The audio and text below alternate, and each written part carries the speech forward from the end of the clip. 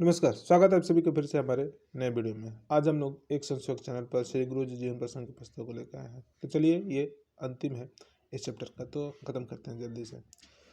विचित्र धर्म संकट।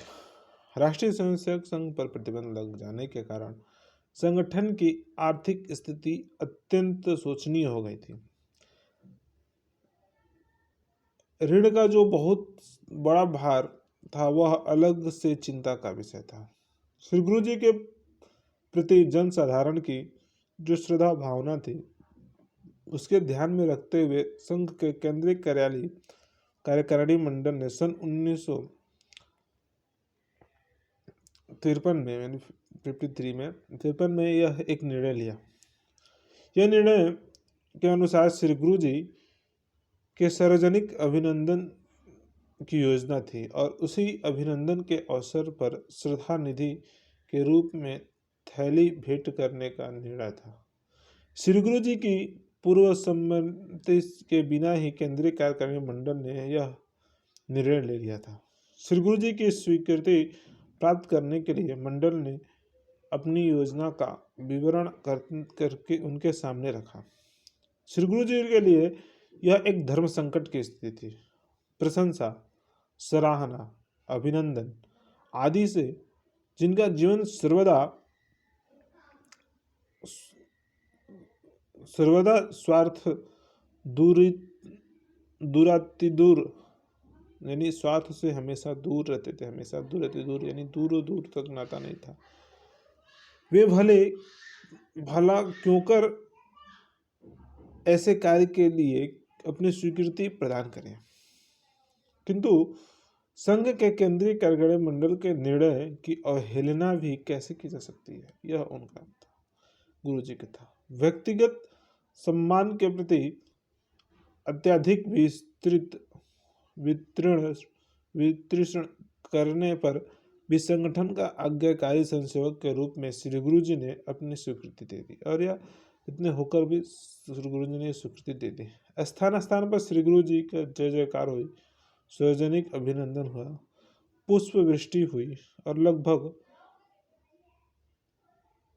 29 लाख रुपए की श्रद्धा निधि के अर्पण के रूप में योजना संपन्न हुई।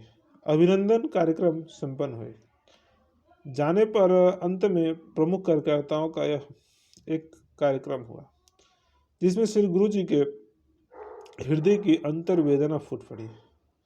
व्यक्तिगत सत्कार के कारण उनके आहत हृदय की टीस भरी व्यथा जिन किंचित शब्दों के व्यक्त हुई, उन मर्म भेदी शब्दों के सारे कार्यकर्ताओं को रुला दिया। उसका कथन का भाव यह था, और यह उनकी जो वेदना थी कि हम व्यक्तिगत रूप से नहीं करते हैं, फिर भी आपने ऐसा किया, तो उनकी कथन की यह भावना थी, वो पढ़ते हैं। संघ संस्थापक डॉक्टर हेडगेवार जी के जीवन काल में उनके गले में पुष्पमाला डालने का साहस कभी किसी संघ बंधु ने नहीं किया था। केवल उनकी शव यात्रा के समय ही उनके शव पर पुष्प चढ़े गए। और मैं ऐसा अभागा हूँ कि उन्हीं के आसन पर आसीन मुझको मेरे ही संसेवक फूल मालाओं से लाद कर मेरा सार्वजनिक अभिनंदन करके मेरी जय जयकार कर रहे हैं, और इससे बड़ा दुर्भाग्य मेरा और क्या हो सकता है। यह उनकी वेदना थी। पूज्य डॉक्टर हेडगेवार साहब के 51 वर्ष की अल्प आयु में जीवन लीला समेट लेने पर पुष्प चढ़ाए गए थे, और मेरी आयु के भी 51 वर्ष पूरे होने पर है, और मेरे जीवन काल में यह योजना किया जा रहा है। यह उनका वक्तव्य था, यह उनकी वेदना थी। कितनी कम आयु में, अल्प आयु में, जितनी उम्र उनकी थी, यानी वो अपने आप को मृत समझ रहे हैं कि हम जैसे गुरु जी चले गए, डॉक्टर जी चले गए। मैं ऐसी वेदना उनके मन में थी कि हमारे ऊपर पुष्प चढ़ाया गया, जयकार किया गया, ये कैसी व्यक्तिगत रूप से कैसे बढ़ाया जा रहा है, व्यक्तिगत संगठन से कैसे हो सकता है व्यक्ति बड़ा, ऐसा उनका वक्तव्य था। वातावरण अत्यधिक व्यथापूर्ण हो गया था। अतः श्री गुरु जी ने विषय बदला और वातावरण की गंभीरता को कम करने के लिए करते हुए व्यक्ति पूजा और सस्ते नारेबाजी, छिछली प्रचार प्रणाली आदि का परित्याग करने की प्रेरणा दी। और यह बोल करके बोला कि हम अपने व्यक्तिगत स्वार्थ के लिए नहीं है। ऐसे थे श्री गुरु जी। आप लोग अभी कहाँ हैं देख लीजिए, उनका 1% भी नहीं है, हम नहीं है। हम संन्यासियों कहाँ जा रहे हैं, किस दिशा में जा रही है देख लीजिए। अभी हम लोग को थोड़ी सी प्रसिद्धि मिलने जाती है कि पुष्पमाला और सबका अर्पण होने लगती है, तो ये कहाँ जा रहे हैं, इस दिशा को देख करके हमें आगे बढ़ना चाहिए और राष्ट्र का काम करना है, देश का काम करना है, किसी व्यक्ति विशेष का कार्य नहीं करना है। ऐसे थे श्री गुरु जी। आशा करते हैं आपको अच्छा लग रहा होगा वीडियो।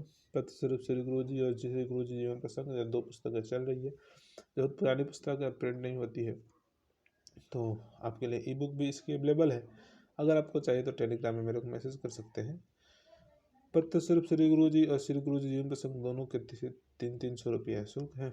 आप मेरी सहायता कर सकते हैं, या डोनेशन समझ सकते हैं, या कुछ भी समझ सकते हैं, जैसे भी समझ सकते हैं, या फिर हम समझ लीजिए कि हम बेच रहे हैं, सेलिंग कर रहे हैं, जो भी समझिए। लेकिन हाँ, ये एक सहयोग राशि है। अगर आप सहयोग करेंगे तो मेरे को इस विषय पर एक संशोधक चैनल और भी बहुत सारे काम करने हैं, और भी एडवर्टीजमेंट और कई सारे काम करने हैं। इसको थोड़ा और प्रमोट करने हैं, क्योंकि ओरिजिन जो ऑर्गेनिक रीच आउट है वो नहीं हो पा रही है उतने अच्छे से। तो मैं चाहता हूँ कि थोड़ा सा और अच्छे से रीच आउट हो, पूरे भारत में इसकी गूंज सुनाई दे। एक स्वयंसेवक की ताकत क्या होती है, आप भी अपनी ताकत दिखाइए और एक स्वयंसेवक को ज़्यादा से ज़्यादा सभी एक स्वयंसेवक को और एक स्वयंसेवक तक पहुँचाने का प्रयास कीजिए। चलिए मिलते हैं फिर से अगले वीडियो में। आशा करते हैं आप सभी अच्छे होंगे। मिलते हैं अगले वीडियो में।